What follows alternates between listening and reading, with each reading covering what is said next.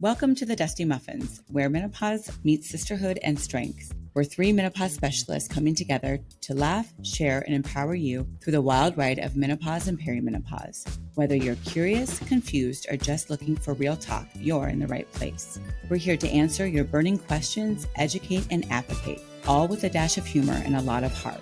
So pull up a chair and join the conversation. Before we dive in, please remember, while we're doctors, we're not your doctors. This podcast is for educational purposes only and is not a substitute for medical advice. We encourage you to partner with your own medical clinician to address your unique health needs. This is the Dusty Muffins. Hi, everybody. Today's podcast episode is on why I was a bad menopause provider. Reflections on growth from bad menopause provider to empowered clinicians. I think we all have our own story on this, and we're going to take turns talking a little bit about what our practice was like before we learned all about ovarian neuroendocrine hormones and how vital they were to a woman's existence and happiness. And Rebbecca is going to kick us off. All right. Hi, everyone. I'm Dr. Rebbecca Hertel. I'm a board-certified osteopathic family medicine physician and now menopause practitioner as well. I started medical school in 2002. I started practicing in 2009, family medicine, and I was a terrible menopause provider, particularly because I never got trained. So, it's interesting because I take care of humans from birth until the end of life. And I talked to kids and educated girls on puberty and pregnancy, and I delivered babies. And my residency education was honestly fantastic in pediatrics and even in GYN care. I mean, we were trained to do enough deliveries and enough C-sections that if we were to go into rural care, we could do that on our own. You'd be a first assist on C-sections. So because I thought that I might do rural care, I did enough deliveries and C-sections in order to be able to do that if I had chose. So, delivered babies, no problem with your eyes closed, right? And I did colposcopies and IUD insertions. And so all of the things that I thought I needed to learn to do in order to take care of women, I was so proud of myself that I knew how to do that. But outside of a GYN residency, because I liked so many of the other things too. But I did not know how to take care of women in midlife. I did not know what perimenopause was. I knew what menopause was. I knew that was when you were done with your periods and, then you're off and sailing into the sunset. But how many women in my years of practice did I do a disservice to? Because I told them, yep, this is just that part of life. This is what it is. I'm sorry. Or that I took them off their hormones because I was taught the shortest amount for the shortest duration. And I remember taking women off of their vaginal Premarin and taking them off of that. And they were just begging me to go back on because they were so uncomfortable.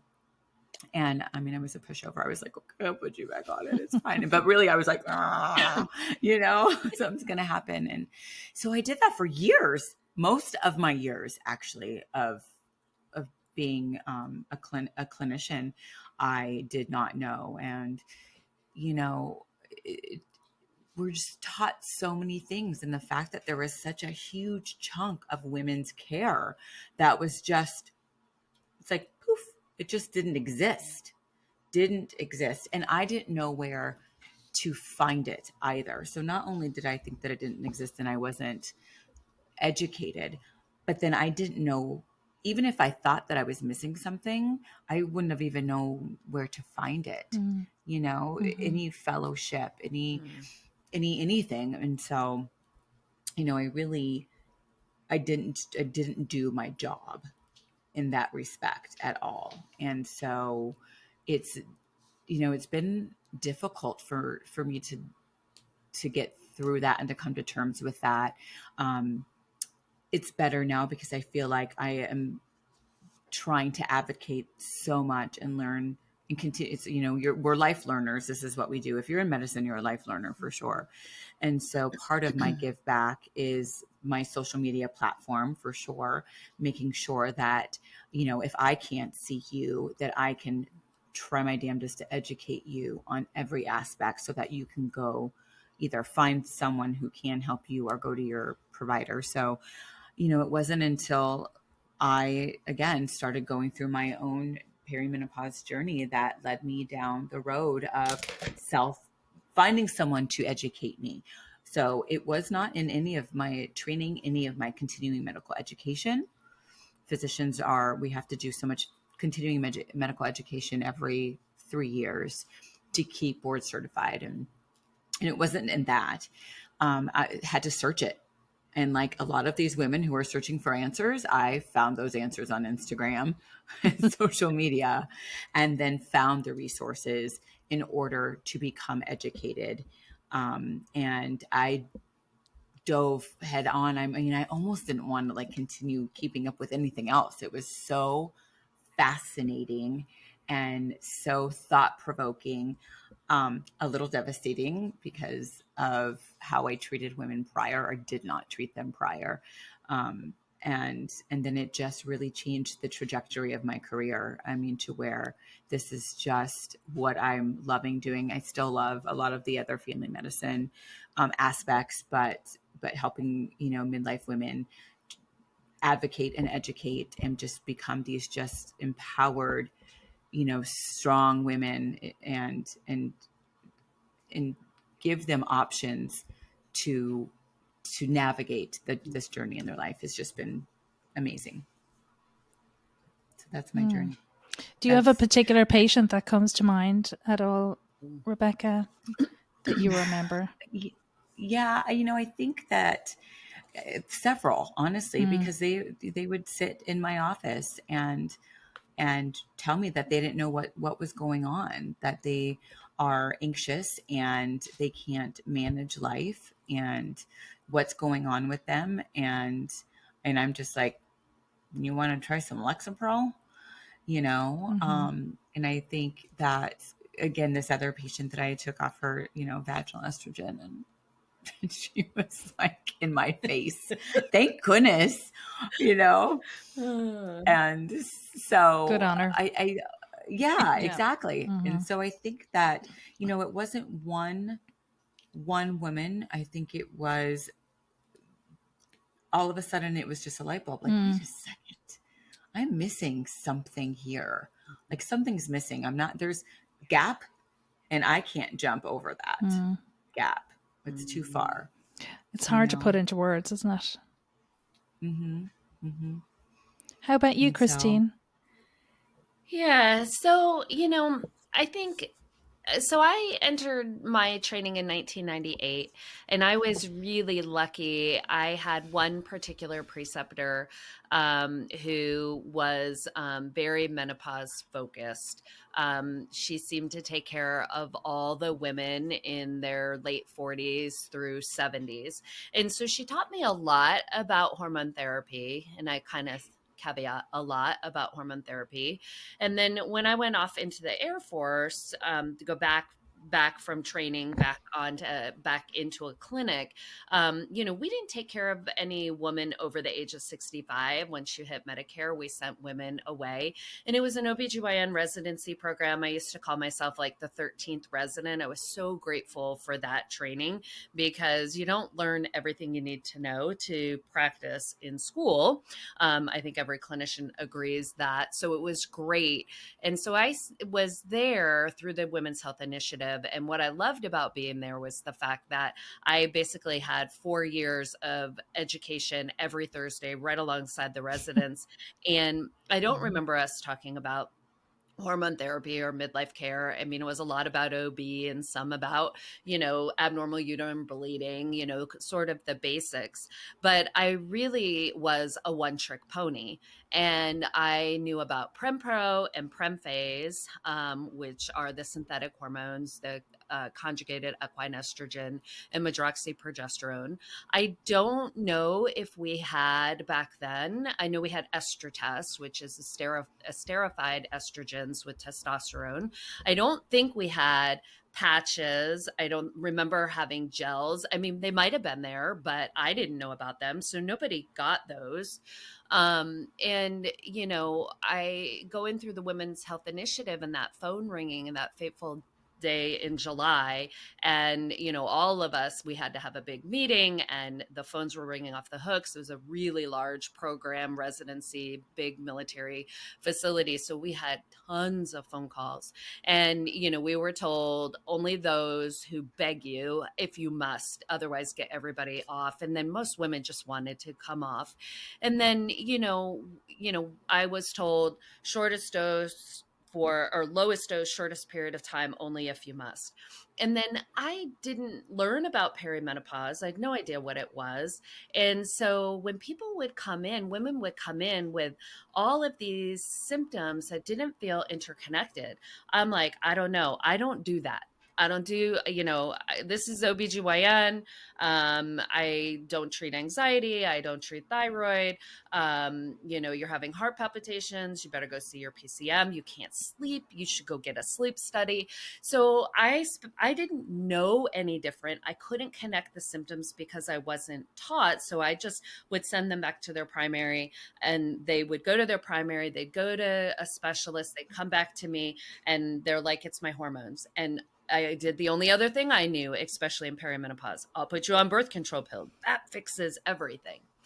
And I do think some of the things that I said to patients were karma for my own perimenopausal experience that I did not see coming. I remember when patients would come in and say, I don't want to have sex. I would tell them, this is what happens. You need to schedule it every Sunday. It'll make your husband happy and you'll be able to tolerate it. I remember telling women, tell your husband the best foreplay is the smell of Pine Sol, because that's when we used Pine Sol back then. And, even as a provider, I was really good at OB because that's where my interest was early on in my career. And then it quickly became GYN. I just, I found that I didn't listen well, which is what these women needed. And I was like, it is not in a guideline. I am not doing it. Like I was saving the government a dime, right? You're not 65. You can't have a DEXA.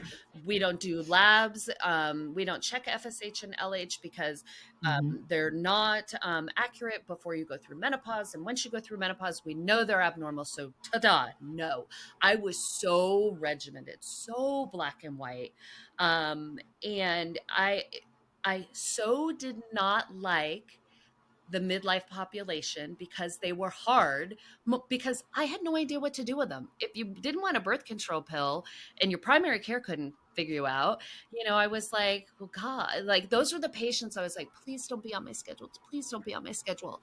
And I was so intimidated by it that I decided, when I got enough rank behind me and I was running the clinics, I would see young active duty only. So I would only see the ones that needed birth control pills and STD testing. I wouldn't see the over 40s because they were hard and I didn't know what the heck to do with them. Then I went through perimenopause that I didn't see coming. And that was karma, because guess what happened to me? I had trouble finding a provider who could treat me. I had trouble finding a provider who would treat me. Then I decided I knew what I needed, because I had been dealing with perimenopause or dealing with menopause for 30 years. Put me on this and this. And now I look back and I'm like, I had no idea what I was doing with myself, but I strong armed someone into giving me that. And so then I was able to listen to a podcast by Dr. Mary Claire Haver. And I was like, I'm in perimenopause, because I didn't have hot flashes. I had all the other weird strange signs that I would have never dreamed and imagined, palpitations and anxiety and hip pain. Those were, and sleep were my biggest things, that even resulted in me on the spot quitting my executive level job because I couldn't even cope with myself. But I didn't have any education. It was never in my continuing education courses that I went to. It wasn't in any of my certification testing.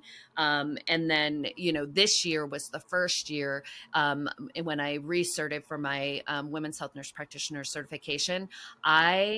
Because the last 2 years since I've been realized I was perimenopausal, all I do is podcasts, articles, webinars. I'm like in classes, right?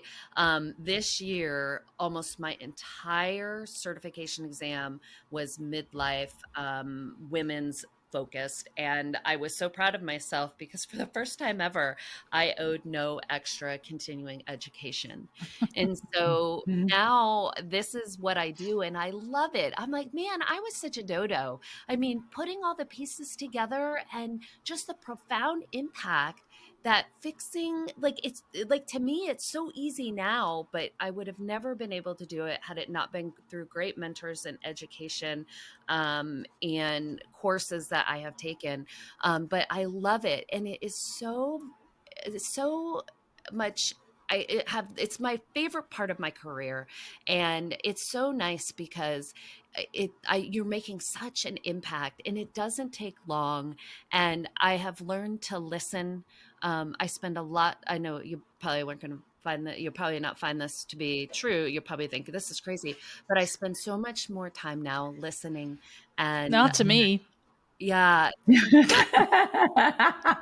all the words. What do you mean? But, and so one of the things that I'm doing besides social media is also educating providers because, there's, one certified menopause provider for every 27,000 women. And we can't do it alone. And so in my third failed retirement opportunity, this is what's pulling me, and this is what's giving me purpose. Yes. Aoife, that's beautiful. Yeah. Thanks, Christine. I was trying to do math there and figure out, I think I started med school in 96, and it's 6 years in Ireland because you just go in straight from high school. And I left in 2001 and did a family medicine residency. At the time there in Ireland, organized residencies were just becoming a thing. They hadn't really. You could still do your own residency, which at the time was a year of internship in the hospitals, 6 months of medicine. After that, 6 months of surgery, 6 months of psychiatry, and 6 months in the emergency room. Okay. And then you would spend a year working with a family doc in their practice, and then you could sit all your exams and you had done your family medicine residency. And at some point during that, in my internship, I met my future husband in the hospital over there, Blanchardstown Hospital in Dublin. And he told me he had always wanted to come over to America to do some training. And he did get accepted. He got accepted over at Johns Hopkins in Baltimore. And so we ended up living in Baltimore for 12 years. And when you come over, they, at that time at least, didn't accept any residencies done outside the US. And so we both had to go back and do residency all over again. So that was a fun 3 years. But very different, again, from the Irish residency. You switch jobs every 3 months, which was hard. You'd just be settling into one job, getting to know everybody, really getting the hang of things, and then you'd be switched into a completely different specialty and have to start all over again. It was tough. And so when I look back, it's just so astonishing to me that I could have done 12 excellent years of medical training in 2 completely different countries, which cross that line where Women's Health Initiative occurred in 2002, Mm-hmm. and yet know nothing about menopause, have never heard the word perimenopause, and know nothing about hormone therapy in all that time. And so really, as a primary care physician, like, so much of what you see are women in their 40s and 50s coming in with what we now know are symptoms of the menopause transition. And so, like you said, Christine, like, you start to look at your schedule, and I think you said the word intimidating. Like, you feel intimidated. You don't know how to help this person. They are making an increasing number of visits. You're feeling more and more helpless. They feel completely helpless and frustrated. And somehow you just don't have the tools to help that person. And so it becomes, I mean, we used to call them in work, a heart sink. Like, you would see someone's name on your schedule and your heart would sink because you knew, what were you going to do? When I look back on it now, it's like not knowing about the existence of something like diabetes, and this massive, massive group of patients coming in saying they have headaches and feel nauseous and they're losing or gaining weight and they're really thirsty and they're getting up all night to pee, and you going, wow, we should really have you see urology about that. You're peeing a lot. And you're having headaches. Let's get you to see the headache specialist. Yeah. And I mean, it's just lunacy when you think about it, how that was left out of our training. And it shows you the lack of importance of women really in the history of medicine. And how we just, if we're not pregnant, we don't really matter that much, and so, again, like you guys, it wasn't until I started to get symptoms that I realized what was happening. And I didn't realize for a long time. When I look back now, I probably had a good 6 years of symptoms before I had any idea what was going on. And I wish I could get those 6 years back. I had so many injuries during those 6 years that were in all likelihood from not having any hormones on board. That I would love not to have now. I mean, I tore my shoulder. I had a big surgery. I got blood clots all down my arm. All those things that potentially didn't have to happen if I'd known what was going on. And I had so many brain symptoms. I had this new anxiety, waking up in the middle of the night, convinced something was going to happen to my kids. Didn't want to drive over bridges anymore. I was nervous about even getting on a plane. Just crazy stuff. I mean, if anything is going to bring out your anxiety or your underlying depression, it's 12 years of medical training. I mean, that's hard. And so I knew I didn't have any history of anxiety or depression. What was going on with me? And even went to my primary care doctor, who is a great primary care doc, and told her all this and said, I see and treat women with depression every day. This is not what this is. Definitely, this is not depression. What is it? And she's like, I don't know, but here's some Wellbutrin, which for our listeners is an antidepressant, which didn't help me very much, of course. But I had so many brain symptoms. It was anxiety, couldn't get to sleep, waking up in the middle of the night, very bad brain fog, very bad word finding, feeling overwhelmed all the time, focus, concentration, just completely shot, no memory whatsoever.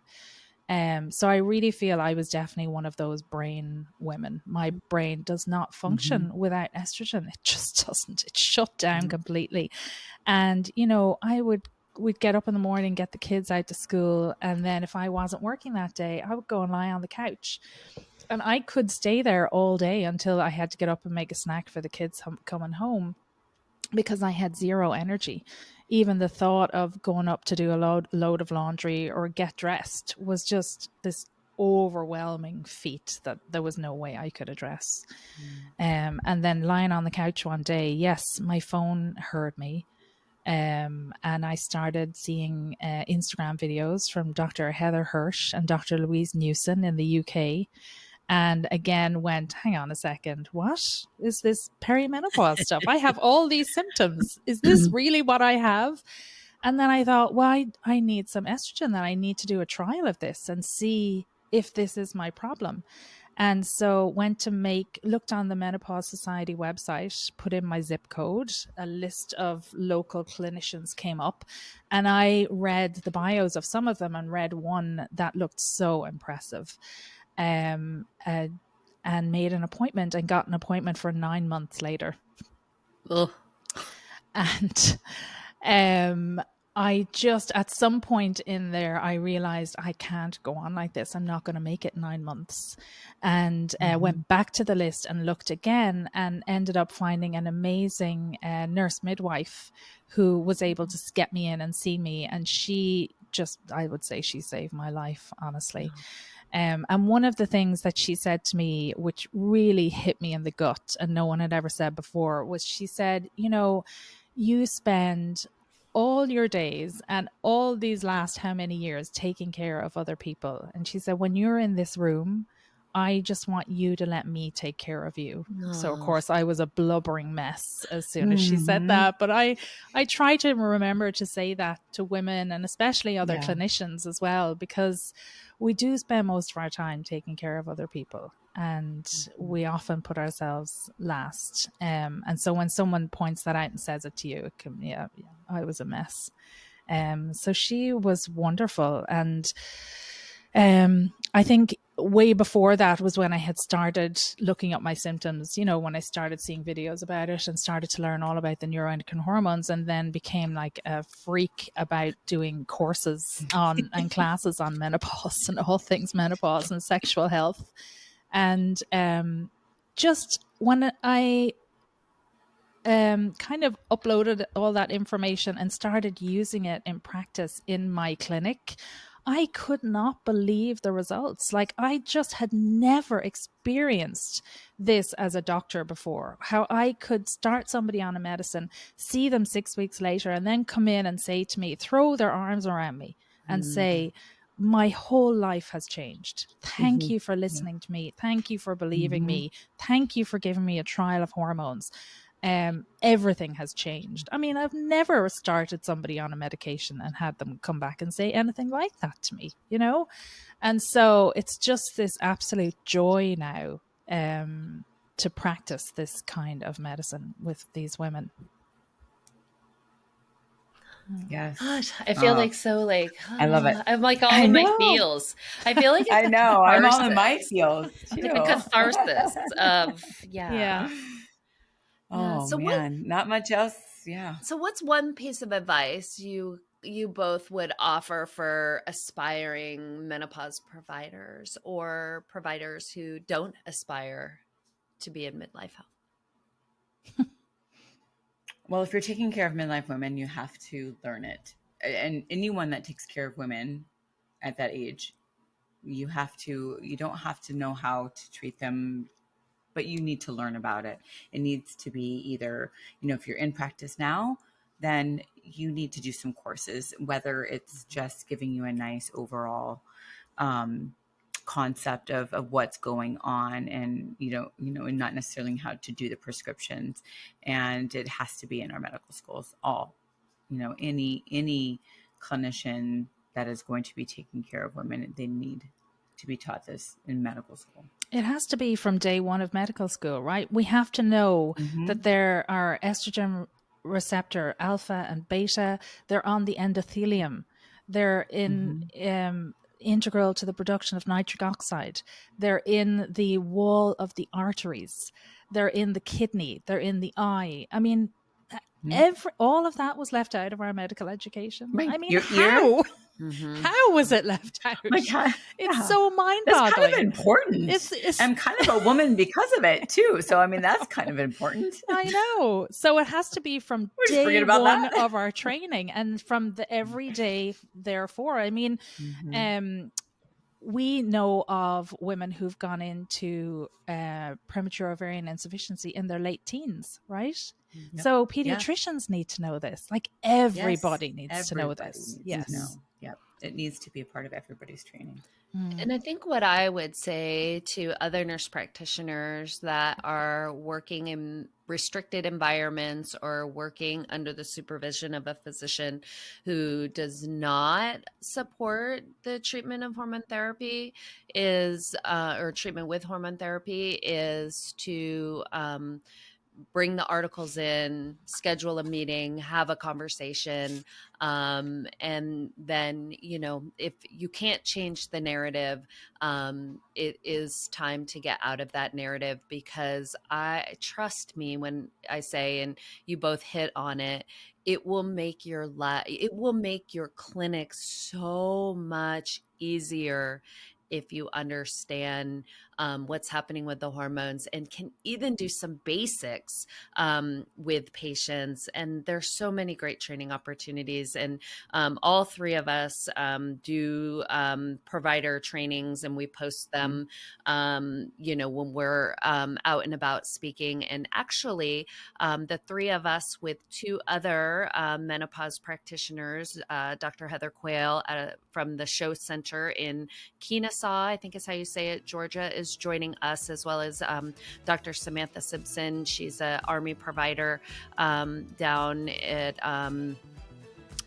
BAMC in Texas. The five of us are doing a presentation that actually is open to all providers through the Defense Health Agency, the continuing education program. And that's on the 20th of February. And that is actually open. And I will be posting that. I'm sure the others will as well.